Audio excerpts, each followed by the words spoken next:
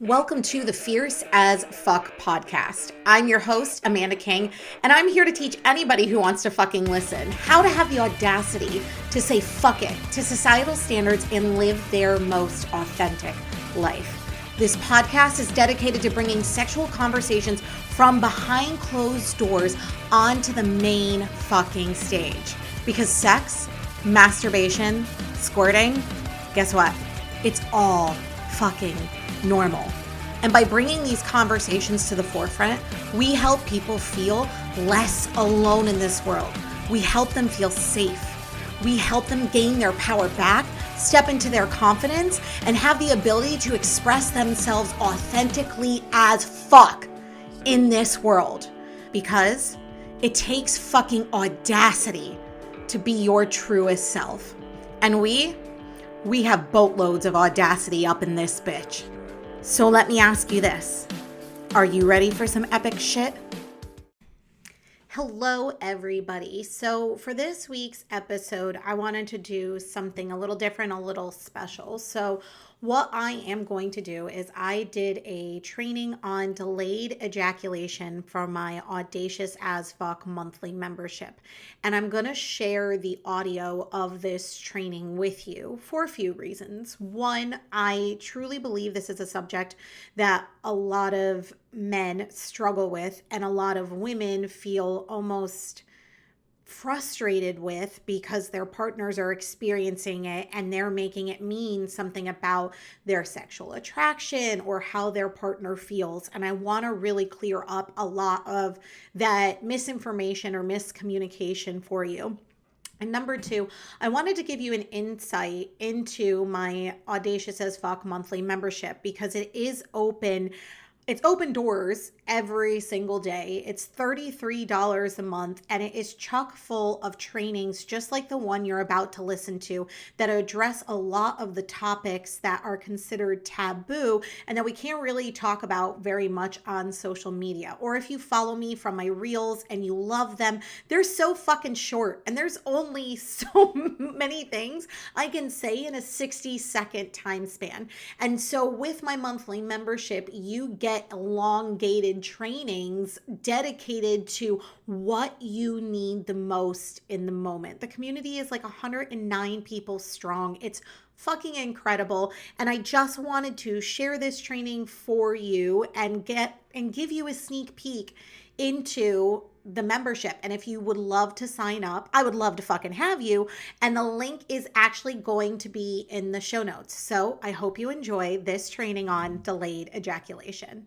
So today I want to talk about delayed ejaculation because I've been receiving a lot of messages from both men and women about saying things like, hey, I'm having sex with my partner and I just can't come and it's making my partner feel frustrated. Are there some tips that can help me kind of put myself over the edge a little faster? I get messages from women who are saying my partner is taking forever to come and it's making me feel bad about myself and I don't know what I'm doing wrong. Can you give me any tips or tricks to make this faster, to make this easier, to help him come? And so I wanted to dedicate kind of this entire thing to just talking a little bit about delayed ejaculation and kind of how you can support your partner if he is suffering from this ailment, because it can be frustrating for both partners. And I guess my goal here is that I hope this just provides some knowledge or makes everyone feel a little bit more confident in being able to talk about it. And if there are any men who suffer from delayed ejaculation, it makes them feel a little bit more comfortable, a little bit more normal, because there is such a huge societal pressure on men to come, right? Like to have an orgasm and to ejaculate is put on this pedestal because of procreation and religious beliefs and all of these things. So I can understand how if a man is not able to ejaculate, it can make him feel less than and can make him feel frustrated and make him feel like he's not enough. And I hope that this can help men feel a little bit safer, I guess, within themselves or make themselves feel a little better. So let's just talk about what delayed ejaculation is. And to be like fully transparent and honest, I am not a doctor. I've said that 1,000 times. I do not have a medical degree. So I actually went and researched this information. And a lot of the information I'm going to share with you is from the Mayo Clinic. And they discussed different things about delayed ejaculation, like what it is, the causes, the symptoms, the different kinds. So I'm going to go over a little bit of that so that we can all be on the same page and you can just be a little bit more knowledgeable. So impaired ejaculation is also called delayed ejaculation. They're used kind of the same, like one and the same. Now, this is a condition that basically it means it takes the man a long period of time of sexual stimulation for him to reach a climactic state and ejaculate. Some men with delayed ejaculation literally cannot ejaculate at all. So if this is something that you as a man have, like this is something that's an actual legitimate ailment and it is something that is normal. And what I want to discuss is like the different kinds of delayed ejaculation so that you can know whether or not you need to go like see a doctor.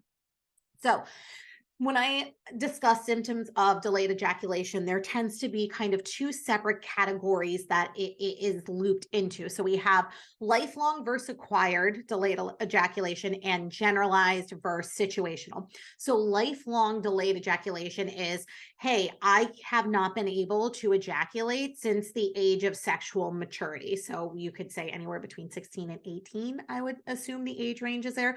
While acquired is, hey, I was able to ejaculate. I had this function before, but now I'm struggling to ejaculate currently. So the difference between that is lifelong, you've never been able to ejaculate, no matter how much sexual stimulation you had.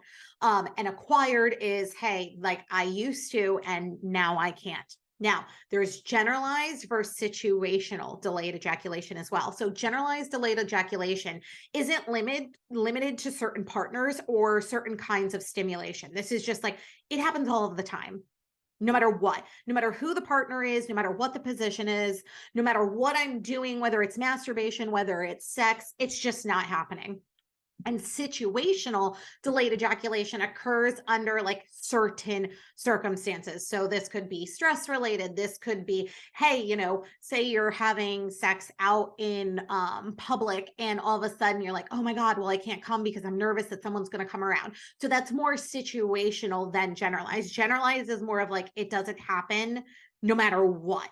Now, there are some medications out there that do cause delayed ejaculation, and this is cited by the Mayo Clinic, so I want to kind of talk about this.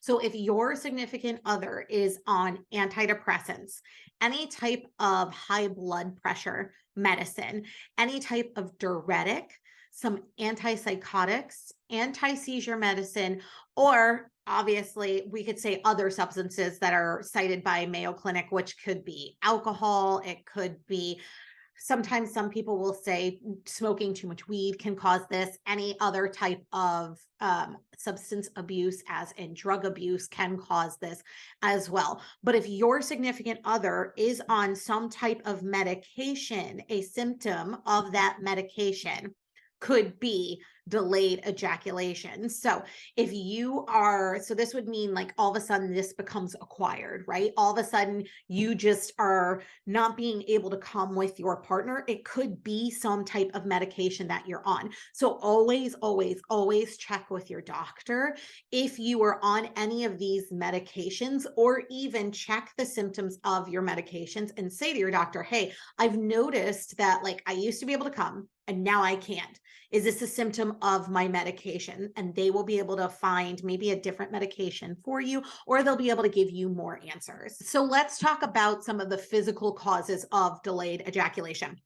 So this could be a birth defect that happened to the reproductive system, right? This is something that happened literally at birth, so they cannot do anything about it. Any type of injury to the pelvic nerves that control orgasms can cause delayed ejaculation. Infections, but specifically they mention a lot of UTIs, urinary tract infections. If your partner or you as a man have had a lot of UTIs, that can cause delayed ejaculation. Any type of prostate surgery, neurological diseases such as a stroke or nerve damage to the spinal cord. And then also another physical cause of a delayed ejaculation could be hormone related. So, thyroid, low testosterone. So, if you've had any of these, once again, consult your doctor and they will be able to give you better answers and or a better path than I can give you. But there are certain physical causes of delayed ejaculation. So, if you've suffered from a stroke, sometimes if you've suffered from a brain injury, anything to do with the spinal cord, you've had infections in your body, such as UTIs, but even infections in other areas of your organs, this can all cause your body to, in a way, I don't know, recalibrate to where it is no longer able to do something it had done before. So if you're going through delayed ejaculation and one of these things that I just said just like went off in your head and you're like, oh shit, go consult your doctor. Now, this is the one that I think I kind of want to dive into the most, and this is psychological causes of delayed ejaculation. Because if it's not something that's medicine related, like when it's medical, when it's physical, something that you're born with, or a medicine you're taking, there is no way to alleviate that without talking to a doctor, right? Like it is a physical ailment, it's a symptom of a medication. But a lot of times when men are not being able to reach their orgasmic state of coming during a sexual event, a lot of it is psychological. Also, like this is opening the door of like, hey, okay, my partner can only come when he is masturbating versus having sex with us. That could be a psychological effect as well. So, psychological causes of delayed ejaculation, depression, anxiety, or other mental health conditions. If your significant other has gone through a lot of trauma, if they have gone through a lot of shit, pretty much, this can cause their body to kind of shut down to protect itself in a way. Relationship problems due to stress, poor communication, or other concerns. So if you and your partner are struggling a little bit communication wise and things are not being said that need to be said, or they feel that they cannot open up to you in a certain way, this can cause them to have delayed ejaculation. Think about it. If you're a woman listening to this podcast, think about it from a female standpoint as well. When you go to have sex with your partner, when you're upset or you're angry or there's something that you haven't been able to say, that you haven't been able to put on the table, that you just don't feel great about, you're not going to be able to enjoy yourself during sex. Even if it feels so good and it feels a little bit relaxing, your brain won't shut down and it will constantly kind of focus and hyperfixate on that problem, that thing that you just didn't say. Men suffer from the exact same thing. We're not that different in a lot of ways. And I think a lot of men, I think a lot of, how do I want to say this? I think that men get put underneath a lot of pressure when it comes to sex, just as much as women do, on kind of an opposite end of the spectrum, where sex is supposed to be their, how do I want to say this? They have to perform in a way during sex. They need to make sure it lasts long. They need to make sure that it's enjoyable. They need to make sure that they come. And so I think that there is a lot of pressure that is put on men as well when they walk into a sexual situation that doesn't get addressed a lot, because men don't really talk about it, because I believe that mental health in women is communicated better because we are technically, quote unquote, allowed to feel these things of emotions and stress and anxiety, when men aren't given that same permission, because they're supposed to be, quote unquote, the tough ones, the strong ones, the rock. They're supposed to be the provider. And so when their mental health starts to struggle, they don't have as many outlets, I believe, as women do. And in order to help. And I think that there is a massive stigma that is put on men with their mental health, that if they do start discussing it, they get called derogatory names because they can't, quote unquote, hack it, or they can't handle it, or they're not strong enough. Another psychological cause is anxiety about performance, right? So if a man comes into a session with you and they're thinking in their head, oh my God, like I have to last longer, I have to last long. Like that's pressure. It's going to give them anxiety. They're going to be so afraid to pop off that they don't pop off at all. Poor body image. Men suffer from this as well. If a man is not feeling sexy in his body, he's not feeling good in his body. He's not, he could stop, it could stop him from being able to come. Cultural or religious taboos. This is a huge one, right? Depending on the situation, right? Even with religion, and we look at sex in general, which religion definitely tends to focus on male pleasure and sex for procreation. If a man is having sex outside of procreation for enjoyment and he believes that he should not, he's going to possibly not be able to come. If he's trying a new position or maybe even oral, and he has been brought up to believe that he's not allowed to do that, it's going to cause him not to be able to come. And then differences between the reality of sex with a partner and sexual fantasies. So I think this happens, and this is just, once again, this is me speaking from a female perspective of men growing up watching mainstream porn. And I will say, like, porn has gotten a bit more realistic nowadays, but definitely growing up, I'm an elder millennial. So growing up, porn looked one way with one type of woman and one type of man, like having to have, like, men having to have like the six-pack abs, being really like physically in shape, having I think men's penis sizes is something that's so fucking obsessed with over men because of mainstream porn telling them that like they can't satisfy a woman if they don't have a 15-inch penis. And so a lot of men struggle when, if they've consumed a lot of porn and all of a sudden they're actually in the act of sex, there may be a discorrelation between like their brain and what they're used to watching and what is actually happening in front of them. And there's probably such a difference that they're kind of like, oh my God, what's happening? So that may pull them out of the moment. Now, I spoke about this a little bit, and this wasn't from the Mayo Clinic. This is kind of my own 2 cents on this, but other causes of delayed ejaculation. Stress-related issues, specifically when it comes to like work related issues. Men are told that they're supposed to provide. Men are told that they're not supposed to complain. Men are told that they're supposed to work till they die, basically, right? And women are told this as well, but I think that there is a lot of stress put on men to be able to provide. So if something is going on at work, they're not getting the promotion that they wanted, their pay has been cut, they've recently been laid off, their boss is being an asshole, like any stress related issue is going to cause some, in a way, malfunctions in the bedroom for everybody. If a woman was going through this and she was under stress at work, and then she's under stress from like family, she's not going to be able to come either. Once again, no matter how good it feels. Disruptive thoughts, men have them too, right? A lot of men, and this one kind of goes in with like societal pressure, men are made to believe that because of TV, because of porn, because of movies, that sex is supposed to be something that lasts 45 minutes to an hour. Like, that is a long fucking time to be having sex. And when I say sex, I mean penetration, right? Because so much of mainstream media is put on penetration, not foreplay and penetration, but typically just penetration, when in reality, penetrational sex typically lasts on average between 5 to 15 minutes from start to completion. Typically, it lasts longer if there's a good amount of foreplay before, but typically penetrational sex is 5 to 15 minutes.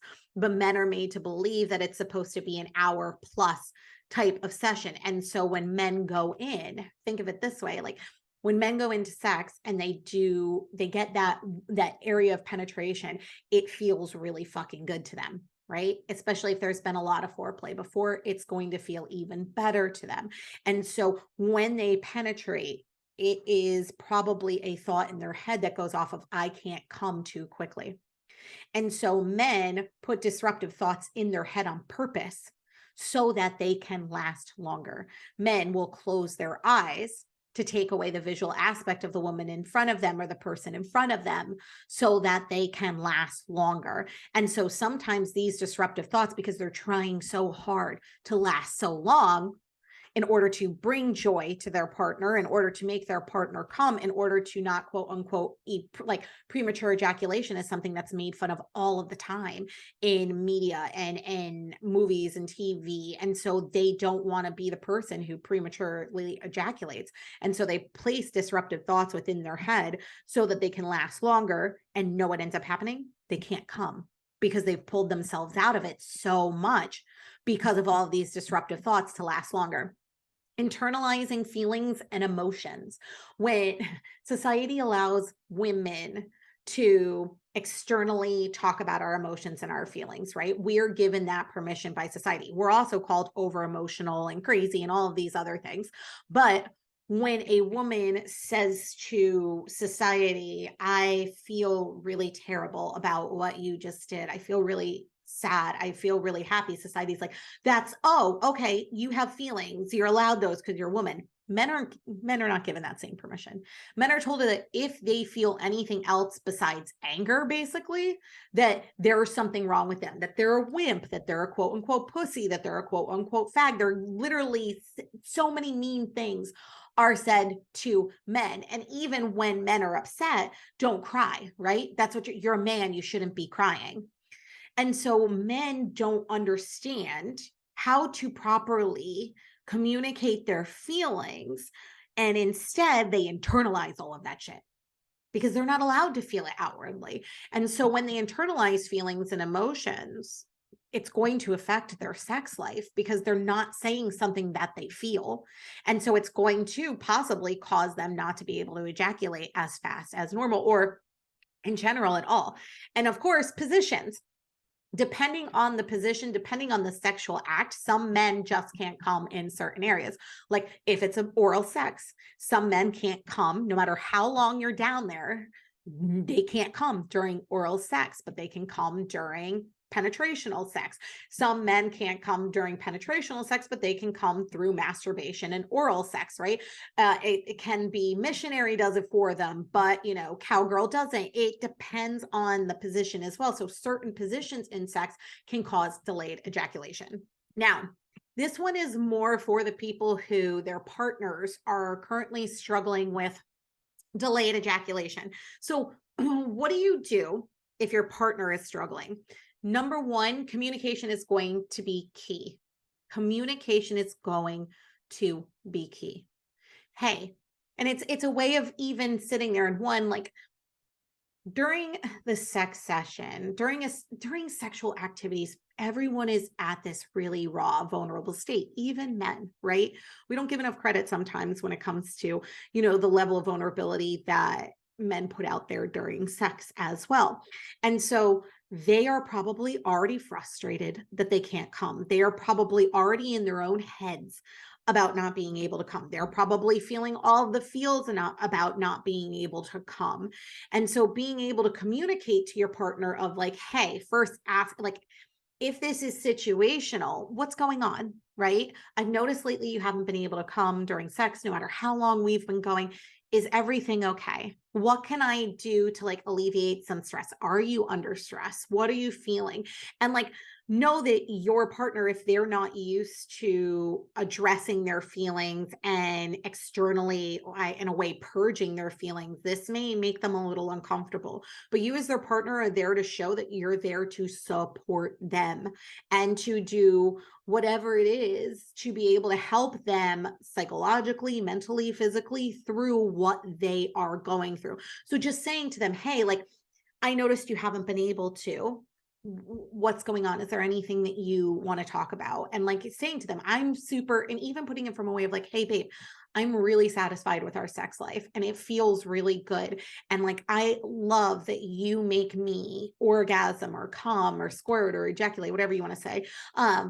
And I just want to make sure that you're still sexually satisfied. Does it feel good to you? Is there something that you want to try that I could do in order to help? I just want to make sure that you're sexually satisfied. The second thing I would say is don't make this about you. The number one comment I get from so many women is, I need to it's something I'm doing. I need to learn a new position. Is there something I can do to make him pop off more? Is there something wrong with me? Is he no longer attracted to me? Is it because of me? If your partner communicates, it is not about you. It is not about you. You have got to trust them. You have got to trust them. You've got to be able to say to them, okay, it's not about me. You're saying it's not about me. I'm going to believe it. And I understand that there is such a level of insecurity with not being able to make your partner come, but sometimes you just can't. And if the situation was reversed and you were a woman and your partner didn't make you come and they're like, hey, why aren't you coming? What's going on? Is it something I'm doing? What's wrong? This means you don't love me. This means you're inadequate. I'm inadequate sexually. It makes you feel like shit because then you're struggling with your own stuff and you're trying not to make them feel bad. So don't make this about you. If your partner is like, listen, I just can't come through sex. Okay, that's good to know. That thank you for that. Don't make it mean anything about you, your attractiveness to them, your sex appeal, your body, your heart, your mind, your soul. Don't make it about you.